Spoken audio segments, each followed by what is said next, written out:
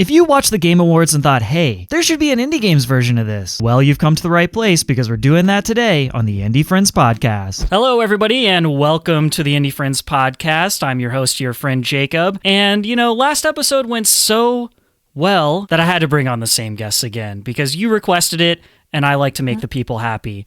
So joining us today is the mayor of mobile gaming, Mid-City, and one of the coziest YouTubers around.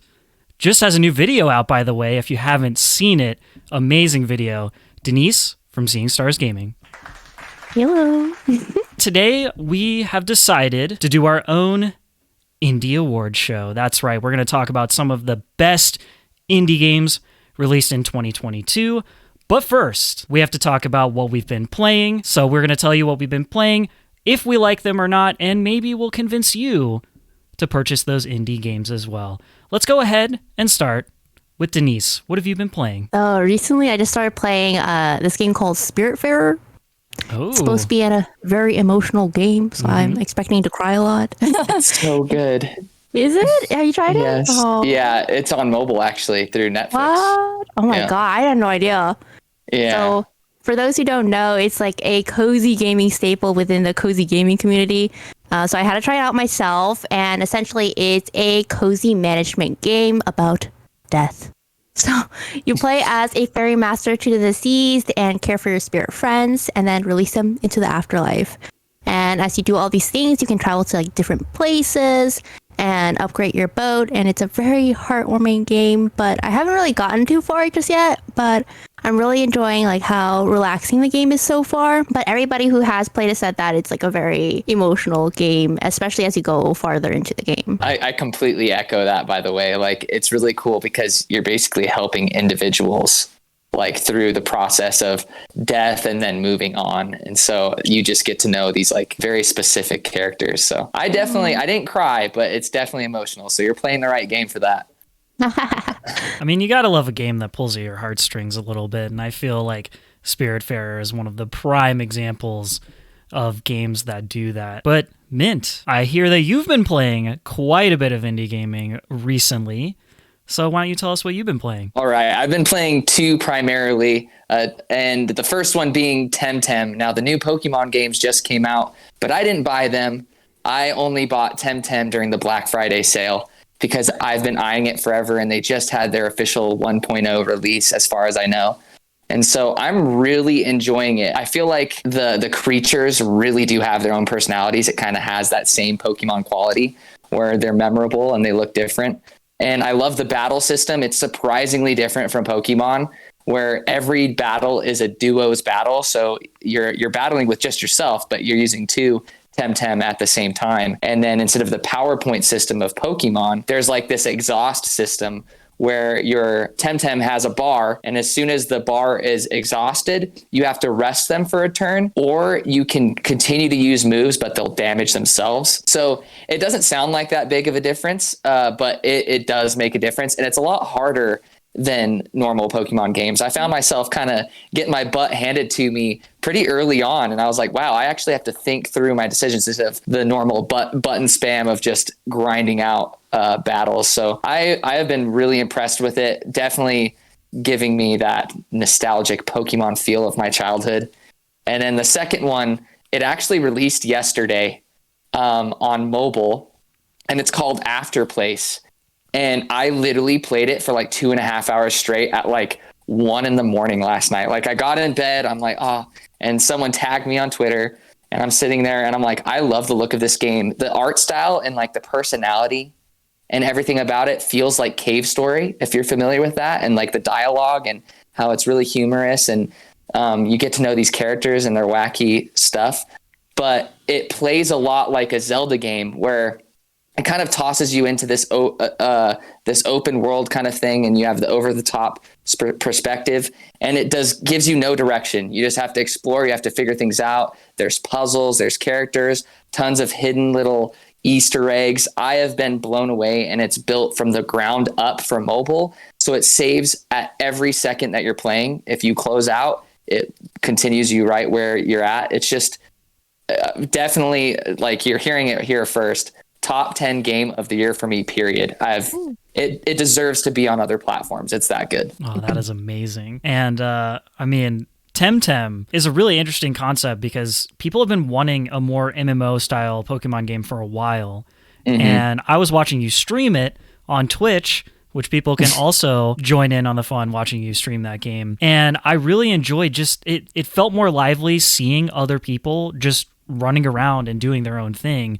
And I feel like that's what a lot of people thought the progression of Pokemon was going to go. And it looks like TemTem has really kind of filled that void for people, which is awesome to see. And yeah, it looks like it's got its fair share of difficulty going on there. Yeah, definitely. Fun fact about the developer of TemTem. It's developed by Crema Games, who, this is wild. They used to, or they previously developed a game that was a roguelike FPS. And so... What in the world? Yeah, in this game, it's actually called Immortal Redneck, which is the most random... I've heard of this. Yeah, it's a roguelike FPS. It's actually quite good. And it was one of the first indie Switch games to have gyro aiming support, which if you haven't messed around with gyro aim, it is amazing. Like, I have this game on Switch. I completely forgot. It has kind of like a minimalist art style, kind of, in a way. Right. Oh my goodness, it is fun. Yeah. Oh my goodness. It's really, really quite good. But for them to kind of go from the roguelite FPS to making TemTem was like the wildest turn for me to see. Because I saw the splash screen when it was first announced, and I was like, I think I know who they are. Looked up their catalog, saw that they made Immortal Redneck, and I was like, whoa, this is a change. And they've done a really great job. They've supported it for quite some time now. It released in 1.0 this year, so it would qualify for people's indie games of the year. And I think their tagline should be, gotta catch Tem all. You've heard it here. So there you go. Crema Games, if you're watching, I've done your marketing for you. You're welcome. So for me, what I have been playing is I've been playing a recently released indie game called Swordship. Now, I covered this in my new indie games of December video, and I've been having a blast with it. It is published by Thunderful.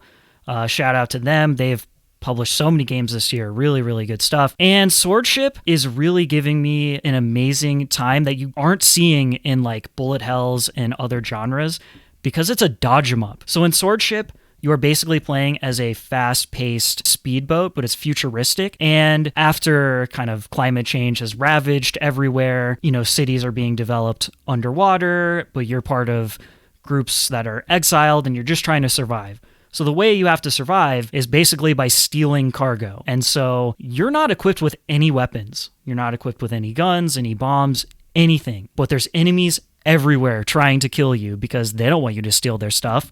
So how do you get through these levels? You have to trick the enemies into killing each other. And I love that concept. So it is a violence-filled romp where you're not actually committing any of the violence, which I think is great. That is so cool. So there are ways to evade projectiles and stuff. You can go underwater for a brief period of time, and you have a lot of mobility and speed. And so, for example, some enemies will like project lasers and things like that. So you can kind of see where they're going to shoot and sort of go, well, if I sort of go right in front of this other enemy, they'll shoot at each other and just kill each other. And as long as you dodge at the last second, that'll happen. And then when certain like tricks and kills happen, the screen will change perspective and kind of pan around and do a sort of like a 3D like wipe animation. And it's like really, really cool. It sort of adds more to the like intensity and the action-packed vibe of Swordship. If you like games like Disc Room, Swordship is giving me a little bit of that. There's a lot of customization with your ship. So what's a cool mechanic that they've sort of weaved in here is as you're collecting cargo or stealing it, you can trade that cargo in for either a higher score or for upgrades to your ship during the run. So you get to kind of like play with that. So if I've collected multiple pieces of cargo, I could say, I'm going to divvy up one to give me a higher score, and I'm going to save one for upgrades. Now, if you save multiple pieces of cargo, you then get to choose different upgrades. So you could say like, I could swim underwater longer, or I could have like a lightning ability or something like that. and it gives you a good level of choice. There's continuous progression, so every time you go into a run, you will get experience points, which will lead to different kinds of ships and other sort of medic progression elements. So I really like that, because I think the thing that is going to keep people hooked to this game, because this game's hard. Like, I play roguelites all the time, and I'm telling you, this is not easy. And it's going to take a lot of trial and error to figure out how long you have to be near an enemy or what the enemy's sort of patterns are. But that meta progression really keeps you hooked to go, all right, let's run it back. Let's do one more run. Let's see how far I can get. And all around, it's a good time. So it's available now on Steam and consoles, I believe. So if you're interested in something that's fast-paced and more of that sort of dodge 'em up kind of gameplay, sort of like Disc Room, I can safely recommend Swordship to you. And the other game I've been playing is a game called Lil Gator Game, and I can't talk about it until Wednesday. So stay tuned on this very YouTube channel on Wednesday, where you will hear and see all of my thoughts on that game. And that is all I have to say about Lil Gator Game right now, because I don't want to get in trouble. That's what we've been playing. Now, before we get into our main topic, I got to do the YouTuber thing. So if you are a new friend or a true friend, make sure to hit the like button, because it really, really helps out. And I heard that for every like this video gets, Silksong comes out one day earlier. It's true. That's what I heard. You're about to have a million likes. That's what I heard. Let's put it into practice. If you hit that like button, yeah. Silksong comes out one day earlier. And make sure to subscribe, because if you subscribe, then you'll thrive. So make sure to like, make sure to subscribe. And then let me know in the comments below, what do you think is the most underrated new indie game of this year? If there's like a hidden gem, or if there's something you feel like is underappreciated, let me know in the comments below, and I'll be reading all of them. And I look forward to your recommendations. Now, the other day, there was this little show. I don't know if you've heard of it or not. It's called The Game Awards. You know, it's this little thing, only like 1 million plus people watched it. You know, it's this low budget production thing. You know, this guy Jeff Keighley, I don't know if you've heard of him.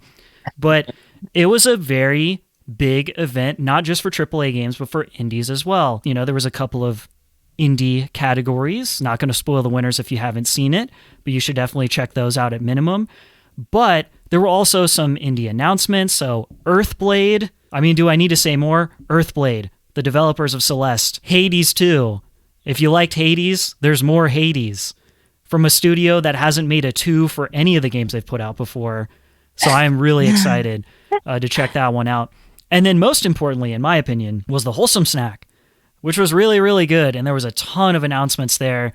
Quick, snappy, to the point. If you don't have 2.5+ hours to spend watching a award show, watch the Wholesome Snack. You're going to feel better. You're just going to feel happier after watching it. So I highly recommend checking that one out. But enough about them. Enough about Jeff Keighley and the Game Awards and Flute Guy and all of that stuff. When I saw the Game Awards being hyped up closer to release, I was seeing a lot of comments that were saying, well, we need an indie awards, or we need more indie categories, or, you know, we need more indie representation in these gaming showcases and awards. And I couldn't agree more. So you know what I decided to do? Put together this very podcast to do our own Indie Game Awards. And so what I'm going to do is I'm going to pass it off to my esteemed guests.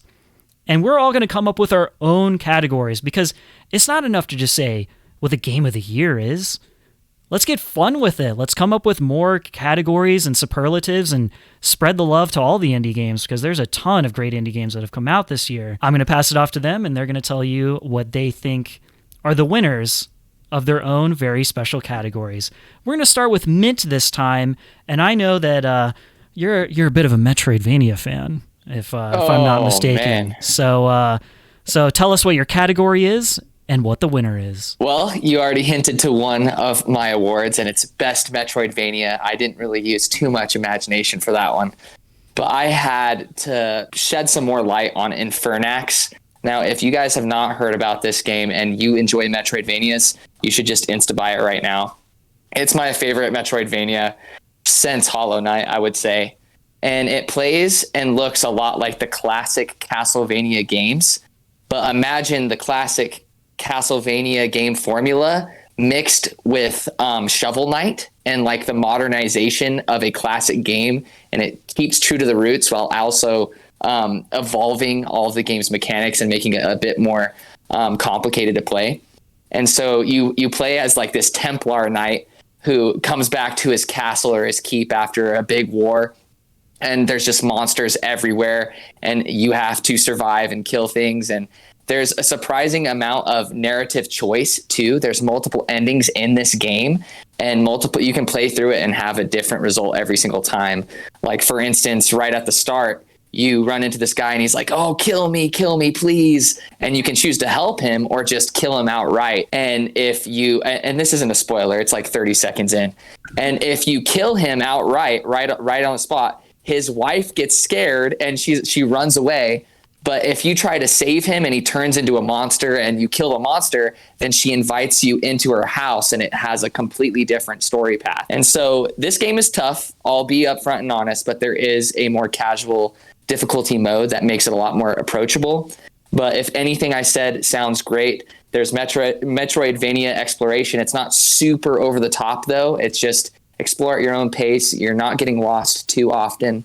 It's just incredible from beginning to end. Nostalgic soundtrack, great pixel art. I can't talk about it enough. It is it's on Games Pass as well. Ooh. So if you already have it, just go download it right now. That's what I actually played it on, was my Xbox. And it was just incredible. Oh, you have sold me. And that pixel art, like you said, incredible. Mm-hmm. Very, very good stuff. Now let's kick it over to Denise. I know that you have some amazing categories that you want to share with us. Why don't you start off with one? So for best puzzle game, I bestow it to Lost in Play. So it's like an adventure game where you solve puzzles with like a brother and sister duo, Toto and Gal, as they explore dreamscapes and befriend magical creatures. And Toto and Gal are like these two little kids that are incredibly imaginative and playful. And so you go on this journey as they try to like navigate back home, because they start playing, right? But then they start playing a little too hard and they get lost, or something happens where they can't get home right away. So it's not a regular walk home. They spice it up by imagining like weird scenarios, and they have like these puzzles that you have to get through in order to reach home. And they don't really talk. They go like, but even so, I thought like the gameplay was amazing because of how innovative like the puzzles were. And I play like a lot of puzzle games, and they're like oftentimes like same types of puzzle games over and over again. But this game has like so many different types of puzzle games all in one game. So if you love puzzle games, this is the game for you. Amazing. I love its art style, by the way. I was looking at it. It looks incredible. Yeah. It's kind of inspired by Gravity Falls, if you've ever watched that show. So you love Gravity Falls. Maybe you like this game right here, Lost in Play. Amazing choice. Now I have a category to share, and I'm actually going to double dip a little bit in the categories because I have the same winner for both. So for the winner of Soundtrack of the Year, as well as for a category I like to call Game I Could See Being a TV Show, it's none other than Neon White. I mean, this game is incredible, and I think like it deserves every award that it is given. It's so good. If you're not familiar with Neon White, it is a first-person shooter / platformer with deck-building elements to it, and your cards are your moves and weapons. So your cards may be a shotgun, but it also, for like left-click and right-click, it'll have an auxiliary action. So you could use it as a shotgun, or you could use it as like a special dash. And so you're going through these like super fast-paced levels, and you feel like a superhero when you're going through it. Everything goes so fast, but it's so intuitive. And I mentioned in the previous podcast, I'm not that great at FPS games, but this feels more like a platformer than it even does an FPS. Like, you're still shooting at enemies and stuff sometimes, but that's not really the point. The point is getting into a flow state and looking really, really cool. And Neon White delivers in all of those aspects. The story goes all kinds of different places, and I don't want to spoil it here. There's some endearing characters, and I just think it's a complete total package. Now, the soundtrack is just banger after banger. The entire game. There's not a bad track in that game. It is just full-on bangers the entire game, And it definitely has some influences from genres like breakcore, but also tying into the game I could see being a TV show. This game like reminds me of the days watching Toonami as a kid. Like it really does in terms of the story elements and the characters, but the music too. I mean, I don't know if you're familiar with Toonami or the heyday of Cartoon Network, but Neon White, man. Like Neon White could easily be turned into a show that could either be on Toonami or maybe like Netflix or something. I could totally see this story being expanded upon, maybe going back in time and sort of talking about that a little bit more. There's a lot of flashbacks going on with this game. And there's also like a hub kind of area where you can talk with different characters, build relationships, get secrets. There's like a bar that you could go to. And there's all these like really endearing side characters that really kind of fill out the story and make it what it is. And this game is just so slick, so polished, and there's not a bad thing I can really say about it.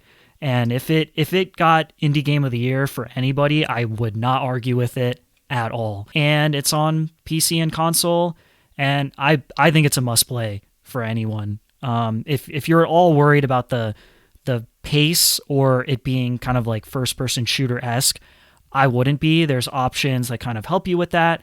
And like sometimes, so you'll go through a level and you got to go as fast as you can. But then the better you do those levels, the more extra stuff will appear in those levels. So like you can find special gifts that you can give to other characters and stuff after you've completed the level at a certain time. So then you're going back in the level and treating it more like a platformer because you're trying to find this stuff and it's like way out in the distance or at a certain height. And it totally changes your perspective on how you go through each of those levels. I believe I completed the game in like 10 hours, 11 hours, something like that. So it's a good amount of game there, and highly recommend Neon White. It's currently on sale as well, just to note, on console as well as Steam. Well, now what are you waiting for? I mean, everybody needs to pick this up. It's on sale. It's so good. It's so good. So yeah, that is my winner for soundtrack and for indie game that I believe could be a TV show. Let's kick it back over to Mint, because I know you got some more categories to share. Alrighty. So for the second category, one of my favorite genres to play is JRPGs, and also pretty straightforward award again. But best JRPG, I slightly won out, but I'm going to mention two.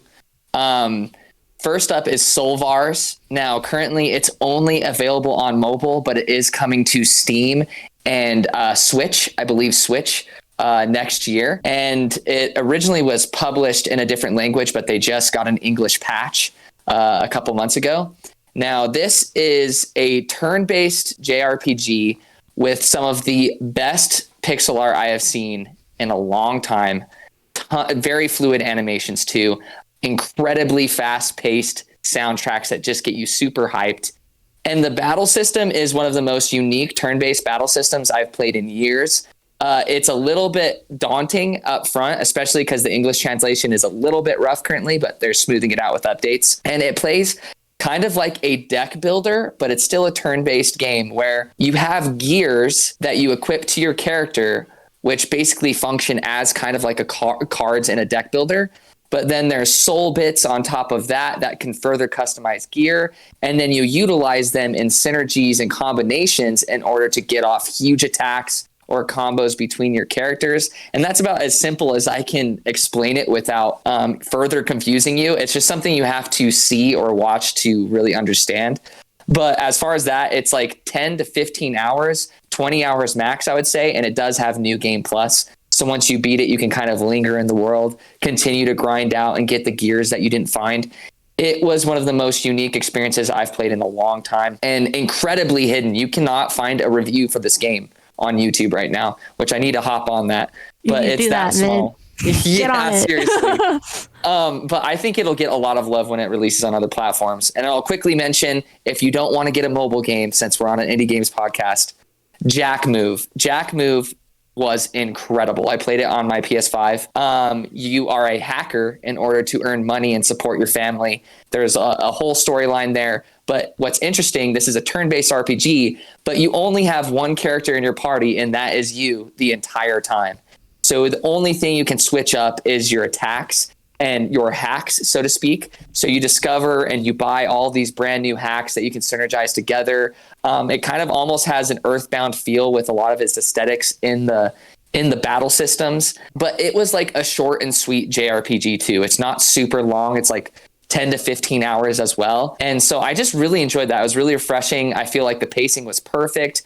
The environments especially were beautiful. I found myself like exploring and just kind of looking at everything and forgetting what I was doing.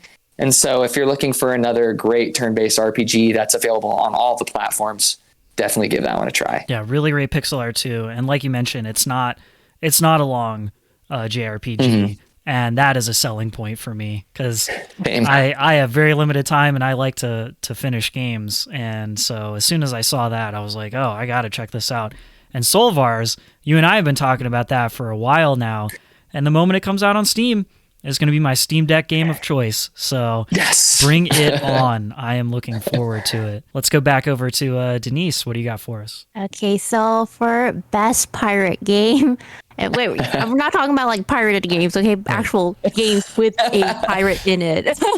I was concerned for a second there. So I chose Cleo, A Pirate's Tale, and it's a game inspired by the Monkey Island series by LucasArts Films or LucasArts games, and as well as like the old Zelda games. So it's inspired by those two things. And it is fully voice acted. You play as like a 14-year-old like cynical girl who lives in the same repetitive life every day, working at a bar with her dad, but wishes for something more exciting. And as a form of escapism, she likes like read about like the adventures of pirate legend Captain Quebeca.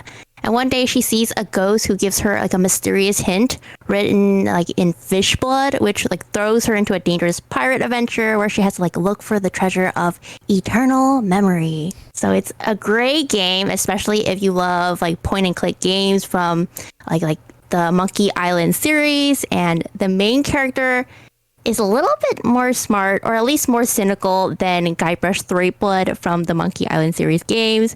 But it still has that similar vibe where it's like the main character is still very adventure loving and the game is completely voice acted and it's so good. Like the voice acting is so good and like the characters are so funny and it's just an amazing combination. I loved hearing everybody talk, and the game's ending is so incredibly wholesome. Like I cried. It was so good. I mean, those are the best games, you know? Exactly. Games that make you cry. They're great. So my next category is it's a category that Mint and I are going to share because we both have the same winners. So for the winner of Best Budget Indie Game and the winner of the Where Did the Time Go award is going to none other than Vampire Survivors. I mean, what is there not to say at this point about Vampire Survivors? It is a reverse bullet hell or bullet heaven or auto-battling roguelite, whatever you want to call it. It has a art style that is very simplistic, a little bit sort of NES Castlevania inspired, but also sort of gives me shades of Ultima a little bit in terms of its art direction. And you can choose different character classes, and it's attacking for you. So you're not actively attacking anything. The character is attacking for you. You're trying to rack up experience to get upgrades and different weapons and things like that. There's multiple stages, and it's just one of those games that you might look at it at first and be like, what's the hype? What's going on here? And then you play it and you're like, oh, I get it. I get why this is doing so well. It's the #1 most played game on Steam Deck, and it has been for like several months. Wow. Yeah. That's great. More than like any of the, like more than Elden Ring, more than a lot of other games out there. It's Vampire Survivors, and people are obsessed with it, myself included. It is incredible, and there's very good meta progression, lots of power-ups and stuff like that. And there's builds to play with, so you can kind of take your gold and invest it into either building experience faster or doubling your projectiles or doing more damage and stuff. If I could recommend anybody who hasn't played it, just play around with the different characters. They all have different starting weapons and things like that. You'll find something that works for you. And the game can get pretty brutal sometimes. Like if you're not paying attention or if you don't have the right build, I mean, it'll let you know. So I highly recommend it. I've been playing it a lot on Steam Deck. I've been playing it on PC, but I have to kick it back over to Mint because this game just came out on mobile and I have it on mobile now. So if I get nothing done, if no videos ever come out on the channel ever again, it's because I can't stop playing this game.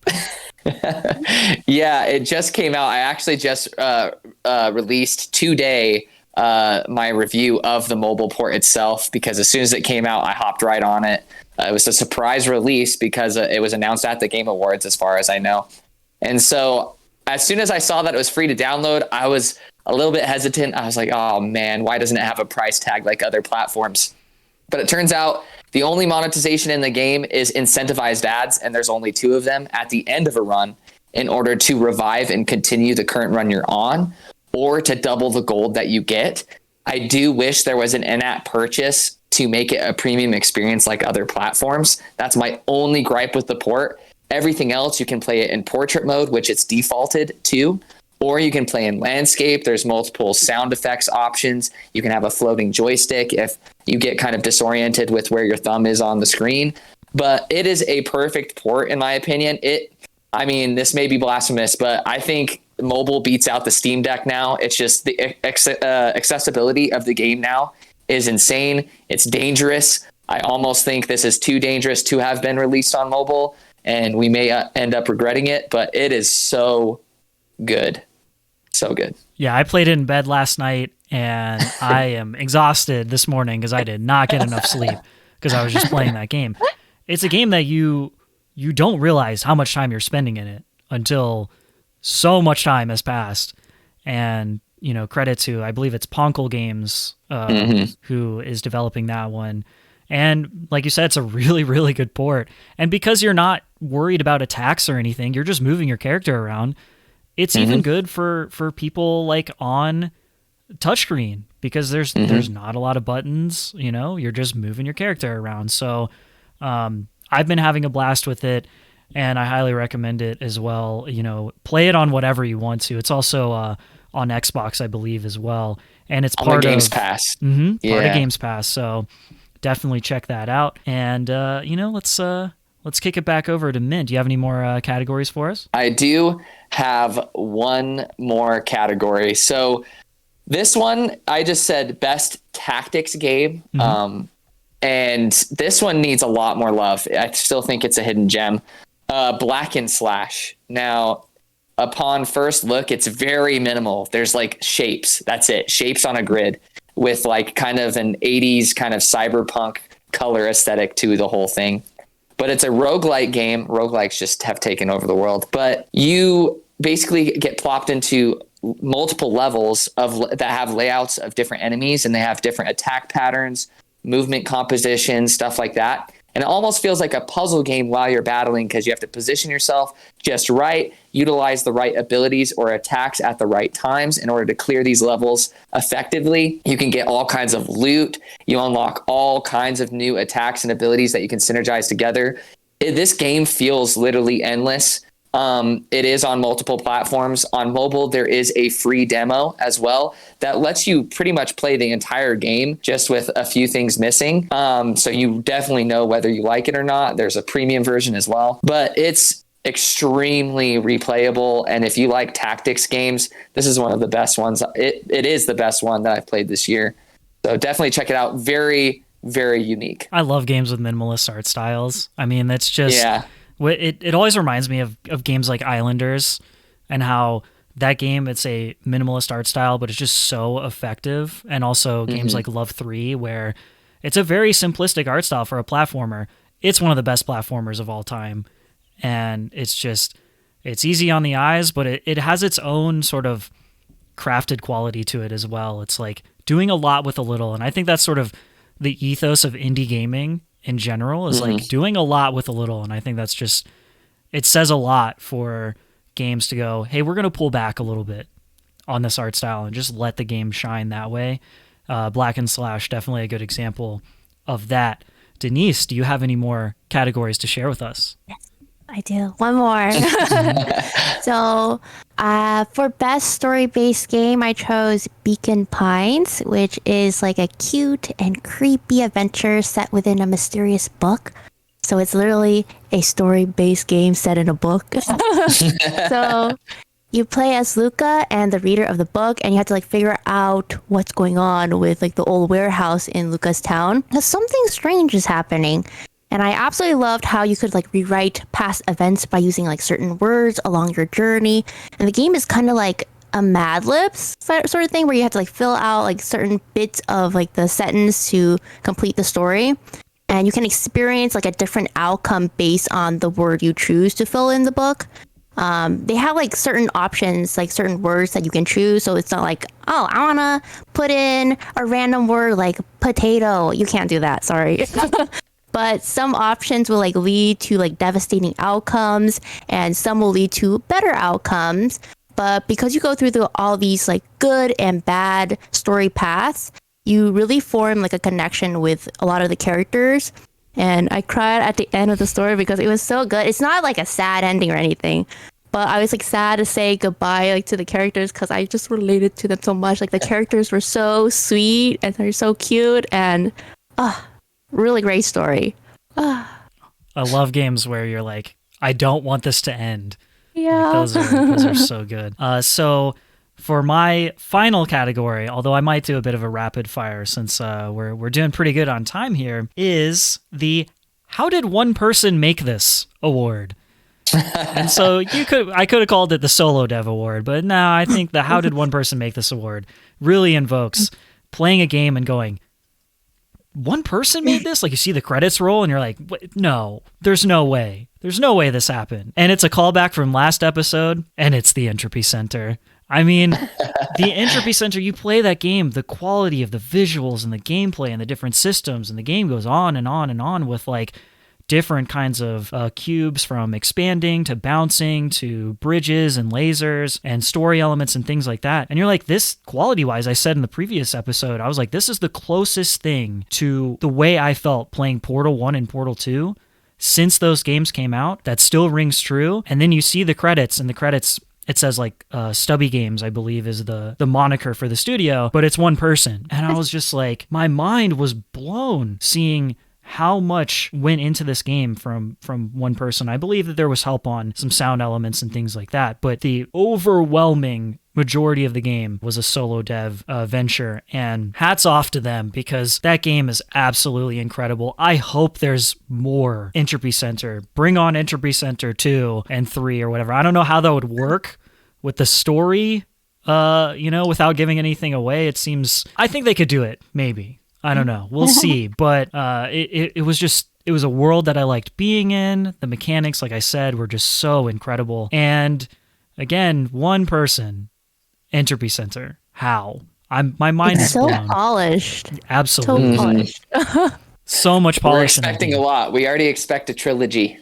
And so this poor guy is feeling the pressure. Right. He's like, oh shoot, Right. what Jacob and Ben, they're like pressuring me now. Yeah. Well, honestly, anything they make, I'm playing. Now, before we get into our indie game of the year discussion, I wanted to bring up a couple of categories that I had on the back burner because we're doing really good on time right now, and I'm just going to rapid fire through them because I feel like they deserve awards. I want to give out all the awards. We need to stop being so stingy with these awards. Just give everybody an award. It's great. Like, indie games are incredible, and everybody should get an award. That's my take. And the Game Awards, Jeff Keighley, if you're watching, I know you are. Put more awards for indies in your Game Awards. Please and thank you. So, rapid fire. Best hardware of the year. It's the Steam Deck. Need I say more? It's incredible. It's an indie machine. Although my runner-up would probably be the Xbox Series S, because that thing is super affordable now, and you can just get that in a Game Pass subscription, and you're good to go. My early access game of the year, it's not Vampire Survivors because it came out in 1.0, so you're now disqualified. But we already gave you praise, so don't worry about it. My early access game of the year, Bone Razor Minions. If you haven't played it, play it. That game gets updated like every single week. It's by one person, and there's a random card game in there for some reason. I'm still not sure what's going on. There's so many game modes. There was like a new hub area added like a few weeks ago. There's just a 10 out of 10 on Steam, by the way. Holy crap. It is overwhelmingly positive reviews. Everybody who's played it pretty much loves the game. There's tons of character customization. There's a lot of like playful language and stuff. The theme is like sort of Halloween vibes, but it's cute. So it's not like scary or anything like that. It's like really endearingly cute. Like you see these little skeleton dudes walking around and you're like, that's cute. So I highly recommend Bone Razor Minions. My next award is the I Can't Believe This Wasn't Made by Nintendo award. And it goes to Tinykin. Nintendo, take notes, because I want to see some of this in the next Pikmin game. If you haven't played Tinykin, it is like a 3D platformer Pikmin hybrid. And apparently there's more content coming to the game, which I'm excited to see.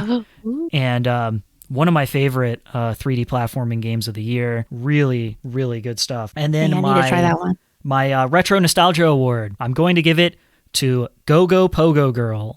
This is a 2D platformer that has very Sega Genesis inspired art style with really, really great color choices. But the platforming doesn't necessarily feel similar to something like Sonic, even though it was featured in the Sonic Amateur Games Expo a year or two ago. It does have a Sonic-inspired art style, but the gameplay feels kind of Nintendo-like for me, and I really love that combination. Developed by OSAT Games, I believe. Great developer who's released multiple games this year, so definitely check it out. Not super long, really good platforming game, and not too difficult, so I think anybody could kind of jump in, no pun intended, and have a really good time. So that is my rapid fire. And now, without any further ado, we need to know what the indie games of the year are. So let me pass it off to my guests. They'll tell us what their indie game of the year is, and you can let us know in the comments below if you agree. And if you don't agree, then pretend and let us know that you agree, because they're right. I promise you. Denise, let's start off with you. What is your indie game of the year? So my indie game of the year is something I talked about already in the last episode of this podcast, but it is Kraken Academy. I just generally love the game and the humor it has. And for those who don't know, it's like a funny adventure game where you're like the new kid at a school called Kraken Academy. That's technically a school, but it's so trashy. I don't know if it should be. It's not an ordinary school, and it's very crazy with like a bunch of wacky characters. There's a character called like Broccoli Girl who was transformed into a broccoli. And she walks around. She's so cute, but she's a broccoli girl. And there's like recycling machines that plan to take over the school, and there's an amulet like that turns back time. So there's like a whole bunch of things going on in this game, and the whole goal of this game is like you have to save the school with like this magical kraken, and it is one of the best games ever. It's superb. It has incredible humor. The characters are all like very different, vibrant, diverse, and so interesting in terms of personality. And the gameplay loop is really good in terms of for me, like I like chill games. So this is like a very chill, relatively chill game where you can do a lot of things, like meeting a lot of characters and I guess making friends. And I just love it. It's so good.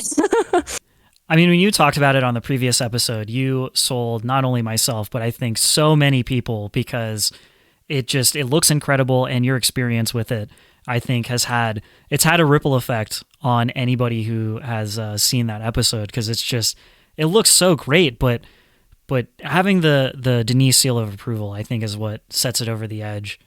And it plays great on Steam Deck. Hey, there we go. There we go. Steam Deck owners must play. Now, before we get to Mint, I have to bring up that we had our first spit take of the history of this podcast. I just want to bring that up right now because this is a momentous occasion. You don't get spit takes on the Game Awards. You caught that. You caught that. You don't get that on the Game Awards. You get spit takes only here. This makes it the best Game Awards already. Now, Mint, tell us, what is your game of the year? Man, so this game of the year really caught me off guard. I actually got contacted by the developer and they gave me a review key. I left them a review on Steam, but I let them know, hey, I'm not the right one for this audience or whatever. And they said, it's all right. Just keep the key or whatever. You can redeem it or whatever. But it is Poker Quest Swords and Spades. Now, this absolutely blindsided me. I was like, oh, it's a deck builder. It uses poker / solitaire mechanics. Like, it sounds pretty simple on the surface. Like, I'm sure it's like fun, but it can't be that good. But when you load in, you can just tell that everything's not bare bones when it comes to its visuals. It just reminds me kind of a Flash game almost. Like, you could run this on like a toaster, man, but you get to choose a specific class, which obviously comes with their own unique starting gear or equipable items. And that forms your play style. And you've seen it all in deck builders before. This is a roguelike deck builder. You've seen the basic gameplay loop where you delve in, you choose your paths, you choose which scenarios you want to encounter first, you add abilities or cards or items into your deck, and then you can utilize them in battles. But the way that they treat unlocks and the pacing of this game is just superb. There is so many different classes in this game to play as, and they're all so fleshed out. It's just so fun. Completely makes the game feel fresh and new every single time that you unlock something new. And the runs are very quick. They're very fast. They're really satisfying. It really does have that, oh, I have 15 minutes. I'm going to do a run of this game real quick. And like I said, the solitaire and poker mechanics, you're drawing cards in order to use those cards to use your items or your attacks that you have equipped. And so I really like that luck factor sprinkled in there. You can minimize the luck a lot with your strategy of what abilities or items you equip to your class. But the luck is always there, and sometimes something super wacky will happen, or you'll just have a really unlucky run, but somehow you squeeze it out and you're able to survive really long. As far as roguelike deck builders go, this has me just completely enthralled. I haven't enjoyed one more than this in a long time. Like Monster Train was the last one that I really was wowed by, but this one has blown me away, and I feel like it's not getting the love it deserves. And please, developers, bring it to mobile. This would be perfect on mobile. So good. Yeah, I watched a review of this game the other day, and it was basically a lot of the sentiments that you said, but it was like, do not judge this game on first glance, because it is awesome. So now that I've heard from you on it, I mean, I have to play it because I like poker and I like roguelikes. And because we're going to make almost everything a roguelike at this point, why not make poker a roguelike? I mean, it sounds perfect.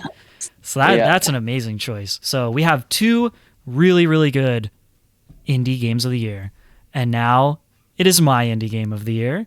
We'll pretend to have a drum roll. And it is a game that I'll be featuring next week on the channel. So make sure to subscribe because I have a video for my top 12 to 15 indie games of the year.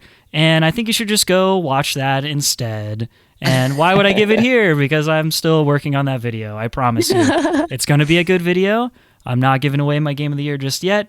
But it might surprise you. I'm just going to put that out there. So definitely check that out. And I mean, it's going to be a diverse list because this year has been incredible for indie gaming. I don't think that any indie game fans cannot be satisfied with this year, and next year's shaping up to be pretty great too. So definitely keep your eye out. Make sure to stay tuned to all of our channels, and I'm sure we'll be talking about all kinds of indie games that you can get into. And stay tuned for next week for my game of the year. And I think that about wraps it up. We've covered so many indie games and given out a ton of awards. But before we go, we need to make sure that everybody can find my esteemed guests, because if you're not watching their content, you are making a mistake, because they have put out some incredible videos, amazing stuff very recently, and you should watch all of them. So Denise, let's start with you. Where can we find you? You can find me at SeeingStarsGaming on YouTube. Please don't add any spaces. That's somebody else. And SeeingStarsGamer on Twitter. Mint, where can we find you? You can find me at Mint City, no spaces on YouTube, Real Mint City on TikTok, as well as Twitter. And message me anytime. comment. I'll see you in the comments. I always respond back. Excited to see you guys. Make sure to subscribe to both. Make sure to watch their videos. Make sure to hit the like button, leave a comment. Tell them I sent you there, you know? Let's see how many people we can get from this video to go over there, because they deserve all the love and more. After you have subscribed to those two channels, you can subscribe to this one. You're already here. You know, it's a good time over here, and we'll have more podcast episodes and more videos coming out. On Wednesday, I will have a review of Lil Gator Game. I can't say anything more about it, but please watch it. Pretty please watch it. And then next week will be my indie games of the year. Again, it's going to be either 12 or 15. I haven't decided yet. It just depends on how long or short I want the video to be. So maybe let me know in the comments below if you want me to do 12 or 15. And, until then, stay safe, take it easy. I'm stealing Mint City's outro. And, play more indie games. This is the Indie Friends Podcast. I am your friend Jacob, and we're out.